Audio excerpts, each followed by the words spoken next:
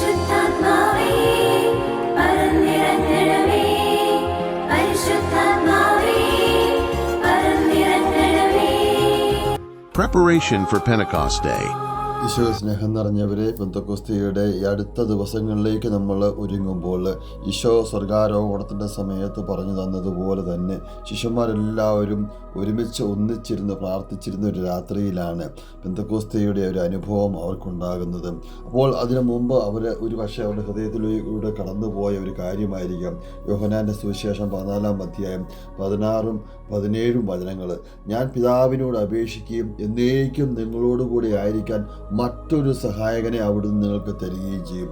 ഈ ഒരു സഹായകനെ പ്രതീക്ഷിച്ച് അവർ ആവേശത്തോടെ ആർജവത്തോടെ ഒരുമിച്ചിരുന്ന് അനുദപിച്ച് പ്രാർത്ഥിച്ചു കൊണ്ടിരിക്കുന്ന ആ നിമിഷങ്ങളെയൊക്കെ ഒന്ന് ഹൃദയത്തിലേക്കൊന്ന് കൊണ്ടുവന്നിട്ട് പെന്തക്കോസ്തിയിൽ നമുക്ക് ഒരുങ്ങാം.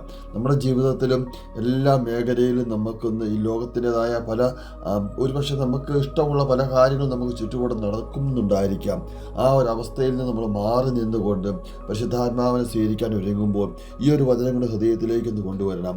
ഈ സത്യാത്മാവിനെ സ്വീകരിക്കാൻ ലോകത്തിന് സാധിക്കുകയില്ല, കാരണം അത് അവനെ കാണുകയോ അറിയുകയോ ചെയ്യുന്നില്ല. എന്നാൽ നിങ്ങൾ അവനെ അറിയുന്നു, കാരണം അവൻ നിങ്ങളോടത്ത് വസിക്കുന്നു. ഇതാണ് ശരിക്കും പറഞ്ഞാൽ ഈ ഒരുങ്ങിയിരിക്കുന്ന മക്കളെ സംബന്ധിച്ചിടത്തോളം ലോകത്തിലുള്ള പല കാര്യങ്ങൾക്കും നമുക്ക് സ്വീകരിക്കാൻ സാധിക്കുകയില്ല. പരിശുദ്ധാത്മാവിനെ സ്വീകരിക്കുന്നവർക്ക് അവർക്ക് പരിശുദ്ധാത്മാവിനെ ലോകത്തിലുള്ളവർക്ക് കാണാനും സാധിക്കുകയില്ല. അപ്പം നമുക്ക് കാണാൻ പറ്റും.